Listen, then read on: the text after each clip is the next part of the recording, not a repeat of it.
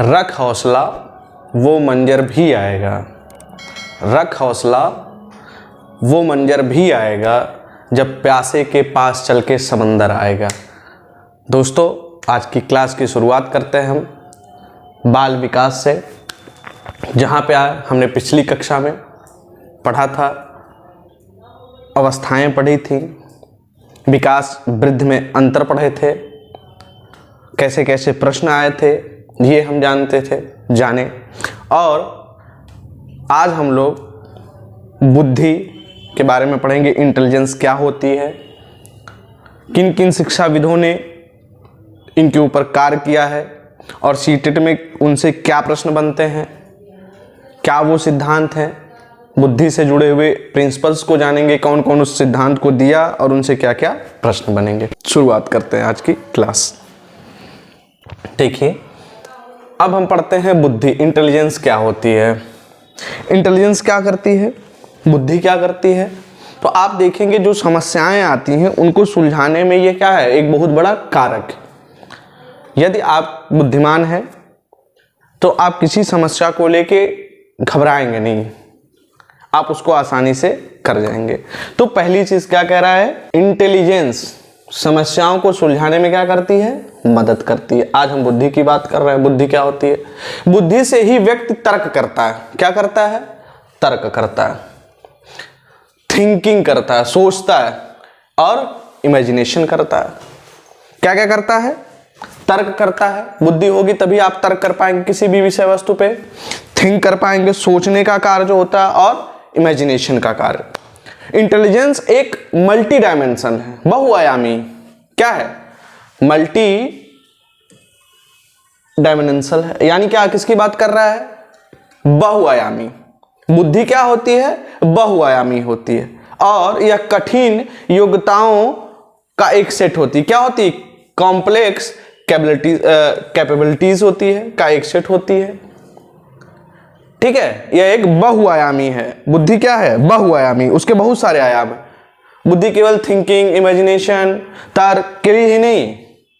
जैसे तेंदुलकर एक अच्छे बैट्समैन है तो उनकी एक अलग बुद्धि है। कोई कलाकार है, अभिनय करता है, वो एक अलग बुद्धि है। कोई साइंटिस्ट है, वो एक अलग बुद्धि है। कोई डॉक्टर है, उसकी एक अलग बुद्धि है। तो बहुआयामी, इनके बहुत सारे आयाम हैं। उसके बारे में जानेंगे, कितने आयाम है, बहुत कितने हैं, और किसने किसने क्या क्या सिद्धांत दिए, आगे देखेंगे। और बुद्धि अस्थाई और क्या है, परिवर्तनशील होती है। बुद्धि अनुकूलन स्थापित करने में हेल्प करती है। ठीक है, देखिए बहुत बड़ी बात कह रहा है कि बुद्धि अस्थाई और क्या होती है, परिवर्तनशील होती है, बदलती रहती है, बिल्कुल बदलेगी।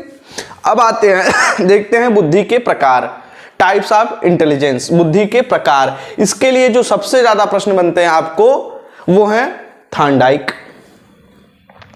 थॉर्नडाइक के अनुसार उन्होंने कहा कि बुद्धि 3 प्रकार की। तो फिर से एक बार बुद्धि को आप लोग समझ लीजिएगा कि समस्याओं को सुलझाने के लिए होती है, या तर्क, थिंकिंग, इमेजिनेशन के लिए कार्य करती है, ये मल्टी डायमेंशनल है, इसमें बहुआयामी है, या इसमें बहुत सारी जटिलताएं हैं, कॉम्प्लेक्सेस कैपेबिलिटीज देखने को मिलती है तमाम।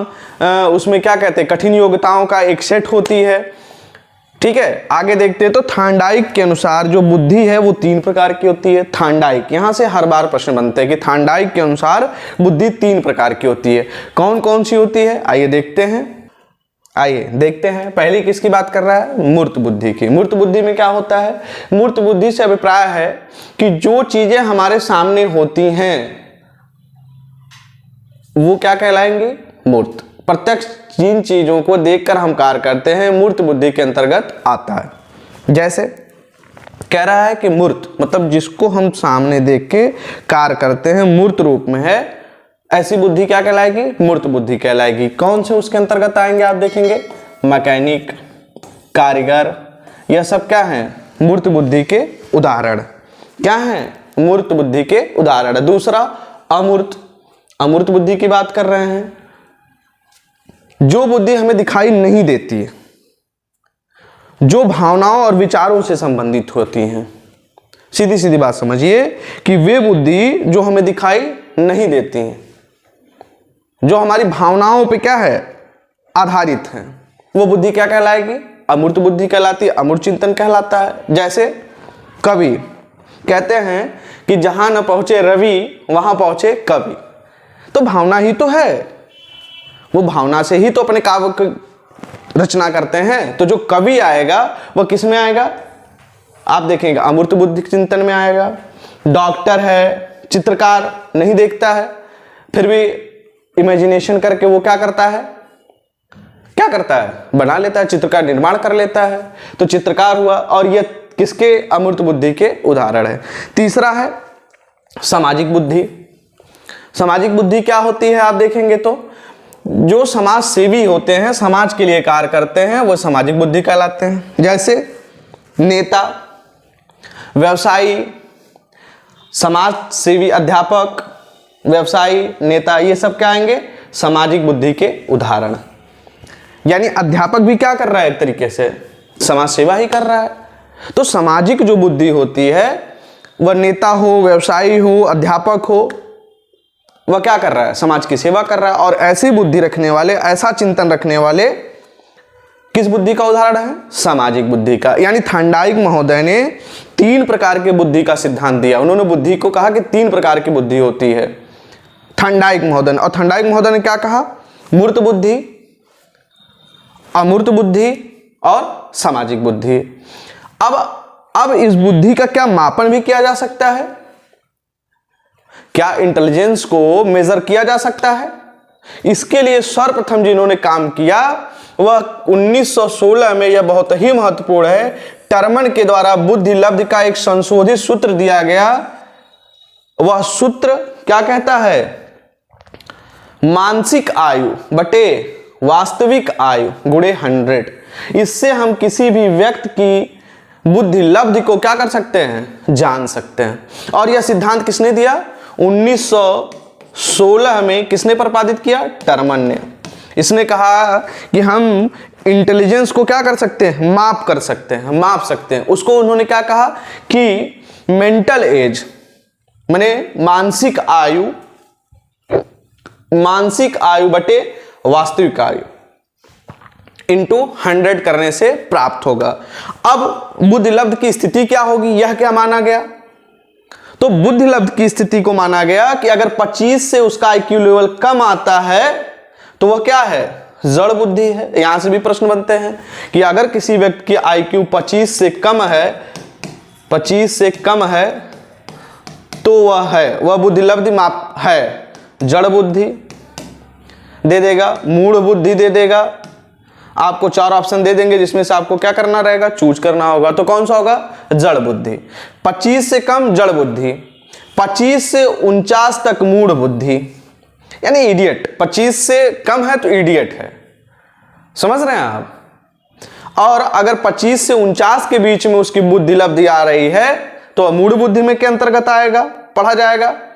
50 से देखिए 69 के बीच में है तो मूर्ख बुद्धि है, और 70 से 79 के बीच में है तो मंद बुद्धि है, 80 से 89 के बीच में समान बुद्धि से नीचे है वो, 90 से 109 है तो सामान्य बुद्धि है, एवरेज है। अब आप लोग जान लीजिए आप क्या हैं, एवरेज हैं, मूढ़ हैं, मूर्ख हैं, है ना, किस बुद्धि में आते हैं। आप अपनी बुद्धि लब्ध है आपके पास ज्ञात करने का फार्मूला रख के आप लोग देख लीजिएगा कि आप लोग किस कैटेगरी में आते हैं, ठीक है। अगला 110 से 119 सामान्य बुद्धि से ऊपर, 120 से 129 तीव्र बुद्धि है, 130 से 139 प्रखर बुद्धि है, 140 से अधिक है तो प्रतिभाशाली है, गिफ्टेड है, गॉड गिफ्टेड है ना। कुछ चीजों में हम लोग कहते हैं ना कि वो तो गॉड गिफ्टेड है भाई, केवल स्मृतियों को संजोना नहीं। जैसे कोई बहुत अच्छा गाना गाता है तो हम बोलते यार ये तो सरस्वती इसके पास है, ये गॉड गिफ्टेड है ना। तो कुछ लोग गॉड गिफ्टेड हैं, कुछ लोग प्रतिभाशाली हैं। तो हमें लगता है जो सबसे ज्यादा एवरेज आता है वो एवरेज ही आता है, यानी सामान्य बुद्धि ही आती है। अधिकतर लोग इसी कैटेगरी में होते हैं, सामान्य बुद्धि में। और उनका मापन क्या है, 90 से 109 के बीच में, लगभग एवरेज, ठीक है। आगे देखते हैं। अब प्रतिभाशाली बच्चे क्या होते हैं, गिफ्टेड स्टूडेंट क्या होते हैं, उसके बारे में जान लीजिए। अपने डिसीजन में वो क्या होते हैं, इंडिपेंडेंट होते हैं, ठीक है, उन्हें किसी की जरूरत नहीं पड़ती। वो प्रतिभाशाली बच्चे कहलाएंगे। ये प्रतिभाशाली बच्चों के लक्षण हैं, ये वो प्रतिभाशाली बच्चों के लक्षण हैं। और प्रतिभाशाली बच्चे की बुद्धि लब्ध कितनी होगी, आईक्यू लेवल कितना होगा, 140 स्कोर होगा। तो वो क्या होगा, इससे अगर अधिक है, 140 से अधिक है, तो ये बच्चे क्या कहलाएंगे, प्रतिभाशाली बच्चे कहलाएंगे। उनके लक्षण क्या हैं, और इनमें आत्म क्षमता यानी सेल्फ एफिशिएंसी हाई होती है, आप देखेंगे तो। और क्रिएटिविटीज आइडियाज उनके पास होते हैं, जानने के लिए जिज्ञासु होते हैं, उनमें क्यूरियोसिटी होती है। इन्हें ऐसे सपोर्ट की जरूरत है जो स्कूल के थ्रू नहीं मिल पाता। इनका मेंटल प्रोसेस हाई कैटेगरी का होता है। भाई स्वाभाविक सी बात है, प्रतिभाशाली बच्चा है तो उनका मेंटल जो प्रोसेस है वो हाई कैटेगरी का होता है। ठीक है, अब बुद्धि के सिद्धांत देखते हैं क्या है। थ्योरी ऑफ इंटेलिजेंस, एक कारक सिद्धांत, यूनिफैक्टर थ्योरी क्या कहती है, इसके बारे में आइए देखते हैं। बुद्धि, यहां से प्रश्न हर बार बनते हैं, यह बहुत ही महत्वपूर्ण है, हर बार प्रश्न बनते हैं। इससे भी प्रश्न बनते हैं, 1 से 2 नंबर के प्रश्न बनते हैं, और इससे भी प्रश्न आप देखेंगे 1 से 2 क्वेश्चन बनते हैं, और इससे भी बनते हैं। यूनिफैक्टर थ्योरी क्या कहता है, एक कारक सिद्धांत का प्रतिपादन किसने किया था, बीने महोदय ने किया था। किसने किया था, बीने महोदय ने। यहां से भी प्रश्न बनता है। बुद्धि लब्धि को मापने का किसने किया था, टर्मन ने किया था। कब किया था, 1916 में किया था। और सबसे पहले बुद्धि को किसने बांटा था, थॉर्नडाइक महोदय ने बांटा था। तो आप देखेंगे कि बीने महोदय ने बुद्धि का सिद्धांत में एक कारक सिद्धांत दिया, यूनिफैक्टर थ्योरी दी, जिन्हें उन्होंने कहा कि सभी व्यक्तियों में एक प्रकार की बुद्धि होती है जो सभी कार्यों में कार्य करती है। उन्होंने कहा कि सभी व्यक्तियों में, बताया कि सभी व्यक्तियों में एक ही प्रकार की बुद्धि होती है जो सभी कार्यों में कार्य करती है। क्या यह पूर्णतया सत्य है, क्या ऐसा पॉसिबल है कि सभी लोगों में एक ही जैसी बुद्धि हो, नहीं है। लेकिन फिर भी बीने महोदय ने यह प्रयास किया, उन्होंने कहा कि सभी लोगों में, सभी व्यक्तियों में एक ही प्रकार की बुद्धि होती है जो सभी कार्यों में कार्य करती है। यह बीने महोदय ने पहली बार प्रतिपादित किया। पूछता है कि एक कारक सिद्धांत यूनिफैक्टर थ्योरी किसने दी, तो बीने महोदय के द्वारा प्रतिपादित की गई। आइए आगे देखते हैं। और बुद्धि सिद्धांत किसने दिया, द्विकारक सिद्धांत किसने दिया आपने, स्पीयरमैन को। आप देखेंगे कि स्पीयरमैन ने द्विकारक बुद्धि दिया। यूनिफैक्टर थ्योरी किसने दी, बीने ने। और टू फैक्टर थ्योरी किसने दी, उन्होंने कहा कि एक समान, माने सभी व्यक्तियों में एक समान बुद्धि होती है और वो सभी कार्यों को उसी से कार्य करते हैं, अपना कार्य संपन्न करते हैं। ठीक है, दूसरा इन्होंने क्या कहा, उन्होंने बताया कि बुद्धि 2 तत्वों से मिलकर बनी है। पहला क्या है, समान तत्व है, दूसरा विशिष्ट है। यानी स्पेसिफिक फैक्टर स्पेसिबिलिटी की बात करता है, और यहाँ जर्नल एबिलिटी की बात करता है। देखिए यहाँ जर्नल एबिलिटी की बात करता है। और किसने दिया, स्पीयरमैन ने दिया द्विकारक बुद्धि सिद्धांत। और क्या कहा, हर व्यक्ति में सामान्य बुद्धि जन्मजात होती है और हर व्यक्ति में अलग अलग होती है। कह रहे हैं कि जब व्यक्ति पैदा होता है तो सामान्य बुद्धि हर व्यक्ति में होती है। इनका यह मानना है कि सामान्य बुद्धि जन्मजात होती है और क्या होती है, और हर किसी में क्या होती है, अलग अलग होती है। ध्यान से समझिए, उन्होंने द्विकारक बुद्धि का सिद्धांत दिया। उन्होंने माना कि 2 कारक होते हैं, एक क्या है, सामान्य तत्व, दूसरा विशिष्ट तत्व। सामान्य तत्व को उन्होंने माना कि सभी व्यक्तियों में जन्मजात होती है और सब में अलग अलग होती है। पाई तो सब में जाती है लेकिन सब में अलग अलग होती है। दूसरा इन्होंने कहा यह दूसरों से अर्जित करने वाली बुद्धि होती है, यानी जो दूसरों से सीखा जाता है, यह अर्जन पे आधारित है। इन्होंने कहा यह अर्जन की जाती है, जैसे स्कूल, समाज, पर्यावरण, ये यहां से सीखी जाती है, अर्जन की जाती है। पहली सामान्य है जो हमें जन्मजात मिलती है, ईश्वर द्वारा प्रदत्त है और सब में अलग अलग है। और दूसरी क्या होती है, जो सीखी जाती है। कहां से सीखी जाएगी, स्कूल हो, समाज हो, पर्यावरण हो, इससे सीखी जाए। ठीक है, आइए और देखते हैं समूह तत्व कारक सिद्धांत, ग्रुप फैक्टर थ्योरी। इस सिद्धांत का प्रतिपादन देखते हैं थर्स्टन महोदय ने किया। अब तक क्या था, यूनिफैक्टर थ्योरी, टू फैक्टर थ्योरी, अब group factor theory. Group factor theory किसने प्रतिपादित किया, थर्स्टन द्वारा किया गया। उन्होंने कहा बुद्धि कई प्रकार की योग्यताओं का मिश्रण है जो विभिन्न समूहों में पाई जाती है। इन्होंने कहा कि जो बुद्धि होती है वो कई प्रकार की योग्यताओं का क्या है, मिश्रण है, सही है, और जो विभिन्न समूहों में पाई जाती है। ठीक है, अगला देखते हैं जो सबसे ज्यादा फेमस है, यहां से प्रश्न बहुत ज्यादा तो नहीं बनते, लेकिन इतना पूछ सकता है कि द्विकारक सिद्धांत किसके द्वारा प्रतिपादित किया गया, ये पूछ सकता है। और यह पूछ सकता है आपको कि हर व्यक्ति में सामान्य बुद्धि जन्मजात होती है और अलग अलग होती है, यह सिद्धांत किसके द्वारा प्रतिपादित किया गया। आपसे यह प्रश्न पूछ सकता है थर्स्टन, स्पियर्स, टर्मन, तो आप उसका उत्तर आसानी से दे पाएंगे कि स्पियरमैन के द्वारा दिया गया। ठीक है, अब यहां से बात करते हैं जो सबसे प्रमुख है, यहां से हर बार प्रश्न बनते हैं, हर बार बनते हैं, जहां पे आप देखेंगे हार्वर्ड गार्डनर ने बहुबुद्धि सिद्धांत दिया। इन्होंने कहा कि मल्टीपल इंटेलिजेंस, इन्होंने मल्टीपल इंटेलिजेंस की बात दी और इस थ्योरी पर इस बात पे जोर दिया कि बुद्धि की अलग अलग दशाएं हैं, अलग अलग फॉर्म्स हैं। इंटेलिजेंस के क्या हैं, अलग अलग फॉर्म्स हैं, उनकी दशाएं। और उन्होंने बताया शाब्दिक भाषाई बुद्धि उन्होंने बांटा। उन्होंने कहा कि शाब्दिक भाषाई बुद्धि क्या होती है, इसके माध्यम से शब्दों और भाषा का ज्ञान होता है। जब हमें शब्दों और भाषा का ज्ञान है, ऐसी बुद्धि क्या कहलाएगी, भाषाई बुद्धि कहलाएगी।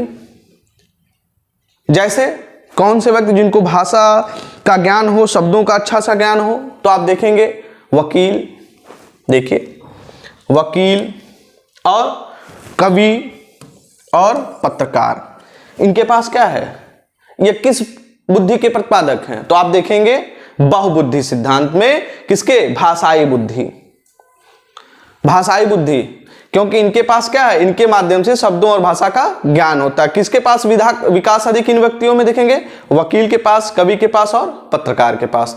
तार्किक गणितीय बुद्धि, जैसे देखिए यहां पे आप लोगों को बना है, अंजना ओम कश्यप की बात कर रहा है, ठीक है। यहां पे देखिए इनके पास क्या है, शब्दों का और भाषा का बहुत ज्यादा ज्ञान है। अब तार्किक गणितीय बुद्धि की बात कर रहा है, लॉजिकल मैथमेटिकल इंटेलिजेंस की बात कर रहा है, इसमें तार्किक योगदान, जैसे मैथ कैलकुलेशन अधिक होती है, वो बहुत तार्किक हो, ऐसी बुद्धि का अगर कोई सिद्धांत रखता है, ऐसी बुद्धि उसके पास है, ऐसी बुद्धि का विकास है, तो आप देखिए डॉक्टर एपीजे अब्दुल कलाम की बात कर रहा है, जो महान वैज्ञानिक थे भारत का। गीत संगीत की बात कर रहा है, तो यहां पे देखिए आपको लता मंगेशकर जी की बात कर रहा है, ठीक है। तो इनके पास अलग अलग बुद्धि के अपने हैं। आइए आगे देखते हैं नेक्स्ट। अब देखिए यहां पे जिन व्यक्तियों में इनका अधिक विश्वास हो पाता है वो क्या बनते हैं, अकाउंटेंट हैं, बैंकर हैं, साइंटिस्ट हैं। भाई जिसके पास तार्किक बुद्धि होगा वो क्या होगा, अकाउंटेंट होगा, बैंकर होगा, साइंटिस्ट होगा। अब स्थानिक बुद्धि क्या होती है, इसमें क्या होता है, जहां पे अमूर्त तथ्यों पर क्या होगा, मानसिक छवि बनाना, जहां पे पता नहीं, ठीक है, उसकी छवि बनाना। जिन व्यक्तियों में इसका विकास हो वो क्या कहलाते हैं, मूर्तिकार, चित्रकार आदि, ठीक है। अमूर्त चिंतन की बात कर रहा है, जहां पे उनके मानसिक पे छवि बनती है, उसका कौन करता है, मूर्तिकार, चित्रकार है। शारीरिक गतिक बुद्धि, शरीर को गति देने वाली बुद्धि, जिन व्यक्तियों में इसका अधिक विकास होता है आप देखेंगे अभिनेता है, अभिनेत्री है, एथलीट है, डांसर है आदि बनते हैं। जैसे देखिए यहाँ पे नीरज चोपड़ा की बात किया है, जेवलिन थ्रोअर, जिन्होंने 2 बार लगातार डायमंड लीग जीती, इन्होंने भारत के पहले खिलाड़ी हैं।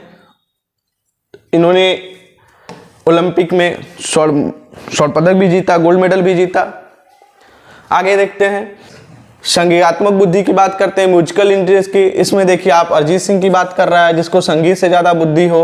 वही बात कर, जिन व्यक्तियों में इनका अधिक विकास हो जाता है, जैसे सिंगर है, एंटरटेनर है आदि बनते हैं, आप देखेंगे। 6वीं की बात कर रहा है, अंतर व्यक्तित्व बुद्धि की बात कर रहा है, इसके द्वारा इंटरेक्ट किया जाए, जहां पे आप इंटरेक्शन ज्यादा हो, जैसे शिक्षक, नेता, जहां पे आपका इंटरेक्शन अच्छा हो। मैंने क्या बोला, इंटरेक्ट कर रहे हो, कि बहुत ज्यादा ज्ञान होना एक शिक्षक के लिए जरूरी नहीं, इसके लिए जरूरी है कि हम बच्चों से कैसे इंटरेक्ट कर पाते हैं, ठीक है। तो जहां पे इंटरेक्ट की बात हो, इंटरेक्शन की बात हो, वहां पे आप देखेंगे तो नेता भाई है ना, जहां पे वो इतनी बड़ी भीड़ को नेतृत्व करता है, भीड़ का, और एक शिक्षक सबसे बेहतरीन उदाहरण है इसका। आगे देखते हैं जिन व्यक्तियों का, ये देखिए अंतः व्यक्तित्व बुद्धि क्या कह रहा है, इसके द्वारा खुद के साथ इंटरेक्ट किया जाता है, ठीक है। आध्यात्मिक, खुद के द्वारा इंटरेक्ट हो रहे हैं आप, अब यहाँ पे सामाजिक इंटरेक्शन की बात नहीं कर रहा है, सोशल इंटरेक्शन की बात नहीं कर रहा है, यहाँ पे कह रहा है कि खुद से इंटरेक्ट जहां पे होंगे ऐसी बुद्धि रखने वाले क्या कहलाएंगे, जो आध्यात्मिक बुद्धि रखते हो वो क्या कहलाएंगे, जैसे स्वामी हैं, गुरु हैं, जैसे आपको यहाँ देखने को मिल रहा है, जैसे आजकल चर्चा में है, आप देखेंगे स्वामी परमानंद की बात हो रही है ना, आजकल चर्चा में है। तो ये खुद से बात करते हैं, खुद से इंटरेक्ट होते हैं, खुद को जान पाते हैं। ठीक है, अगली चीज देखते हैं, प्रकृतिवादी बुद्धि क्या होती है, आइए देखते हैं। जो प्रकृति से ज्यादा लगाव हो और उसका विदात अधिक हो गया हो, जिसमें प्रमुख आप किसान देखिए। किसान से अच्छा प्रकृति का दोस्त कौन है? किसान से अच्छा प्रकृति का दोस्त कौन हो सकता है? जो प्रकृति को बहुत अच्छा समझता है, या प्रकृतिविद भी हो सकते हैं, इसमें भी प्रकृतिविद हो सकते हैं। आइए अगला देखते हैं। अस्तित्ववादी बुद्धि की बात कर रहा है। इस बुद्धि के व्यक्ति हर चीज के अस्तित्व के बारे में सोचते हैं, जैसे हम दुनिया में क्यों आए, भगवान कौन है, भगवान है भी या नहीं है। तो इसके बारे में जो बात करेगा वो साधु और संत हो, या तो फिलोसफर हो, दार्शनिक हो। फिलोसफर का मतलब दार्शनिक हो, दार्शनिक की बात कर रहा है।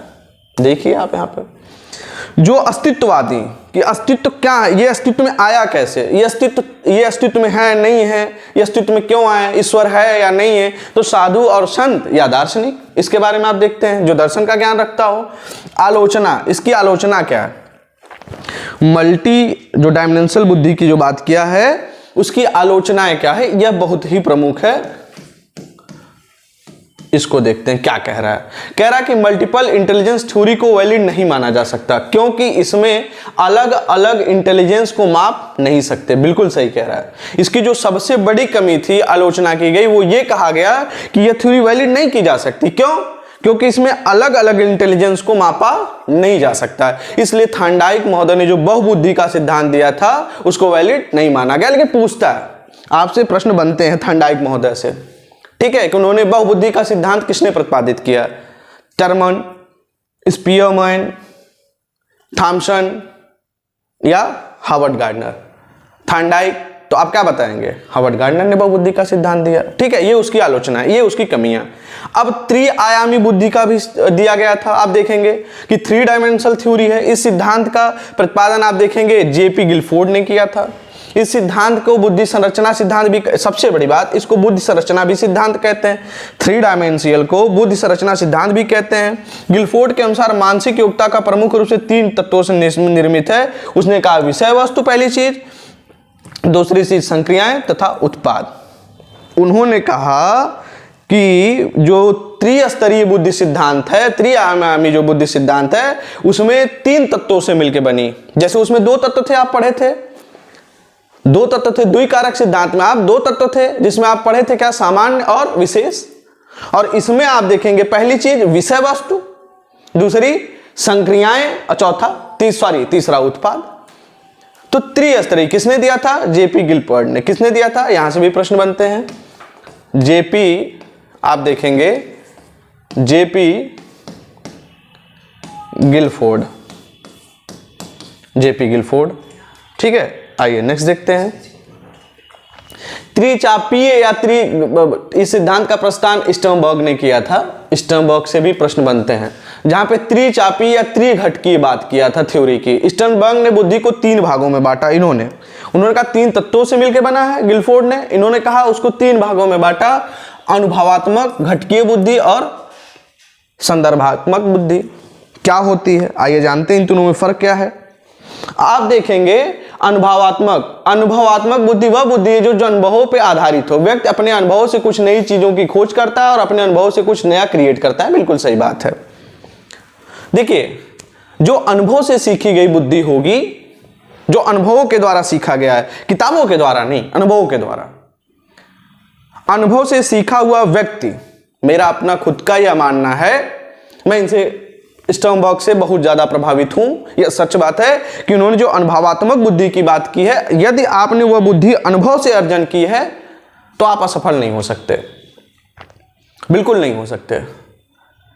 ठीक है, आइए, तो अनुभव के द्वारा सीखा गया जो होता है या उसके सीखने के बाद जो क्रिएट किया जाता है वह कौन सी बुद्धि कहलाती है? अनुभवात्मक बुद्धि कहलाती है। घटकीय बुद्धि क्या होती है? घटकीय बुद्धि वाले व्यक्ति कल्पना शक्ति से बहुत कुछ सोच लेते हैं। या अमूर्त बुद्धि वाले व्यक्ति होते हैं, ऐसे लोग हर चीज के पीछे कारण जानना चाहते हैं। अमूर्त बुद्धि की बात कर रहा है कि ये बहुत कुछ सोच लेते हैं, जैसे ये पृथ्वी कैसे बनी, इसके पीछे क्या तर्क रहा होगा, यह कितना सत्य है कितना असत्य है, ईश्वर है या नहीं है, हैं तो क्यों है, ना होते तो क्या होता। मतलब अमूर्त चिंतन करते हैं, ये बहुत अधिक सोच लेते हैं किसी भी विषय के बारे में। ऐसी बुद्धि को क्या कहते हैं? मतलब क्यूरियोसिटी है, जिज्ञासु है। जो जिज्ञासु होगा ऐसे व्यक्ति स्टर्नबर्ग के अनुसार घटकी बुद्धि का प्रतिपालन करते हैं, यानी घटकी बुद्धि के अंतर्गत आते हैं। जो जिज्ञासु हो, जो क्यूरियोसिटी है उसके अंदर, वो जानने के इच्छुक हो, हर विषय के पीछे के तर्क को जानने को इच्छुक हो, ये क्यों है? आगे देखते हैं।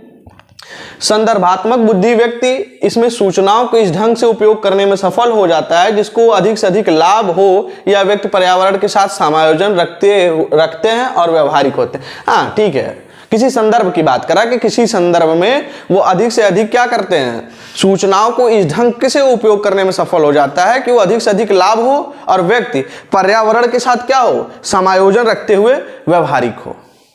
ठीक है, तो अब देखते हैं अधिगम, लर्निंग क्या होती है। आइए लर्निंग के बारे में बात करते हैं। अधिगम जन्म से लेकर मृत्यु तक चलने वाली एक प्रक्रिया है। लर्निंग मतलब सीखना, हम आप जीवन पर्यंत सीखते हैं, यानी यह एक ऐसी प्रक्रिया है जो जन्म से लेकर कहां तक चलती है? मृत्यु तक। जन्म से मृत्यु तक हम कुछ ना कुछ सीखते हैं। यह मृत्यु तक चलने वाली एक प्रोसेस है, एक प्रक्रिया है। जन्म से मृत्यु तक चलने वाली प्रक्रिया है अधिगम, लर्निंग।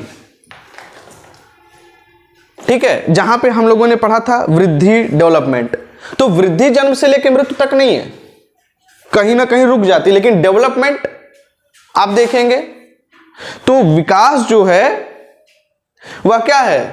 हुम टू टुम।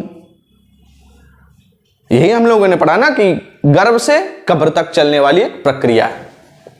आइए यहां पे देखते हैं, व्यक्ति प्रत्येक परिस्थितियों में सीखता है, बिल्कुल सही बात है, और अपने व्यवहार में परिवर्तन करता है, यही सीखना है। इसलिए हम कह सकते हैं कि परिस्थितियों के अनुसार अपने व्यवहार में परिवर्तन लाना ही सीखना है।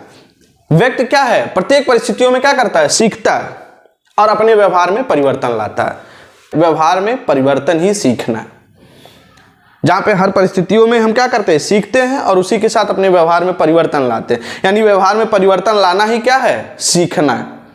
इंपॉर्टेंट पॉइंट क्या है जहां से प्रश्न बनते हैं? सीखना अनुकूलन की प्रक्रिया है, बिल्कुल सही है। सीखना सार्वभौमिक प्रक्रिया है, या दोनों ही महत्वपूर्ण है, यहां से प्रश्न बन सकता है। सीखना एक प्रक्रिया है, अनुकूलन, सार्वभौमिक, इसमें से क्या नहीं है? पूछ देगा कि सीखने की प्रक्रिया नहीं है, अनुकूलन, सार्वभौमिक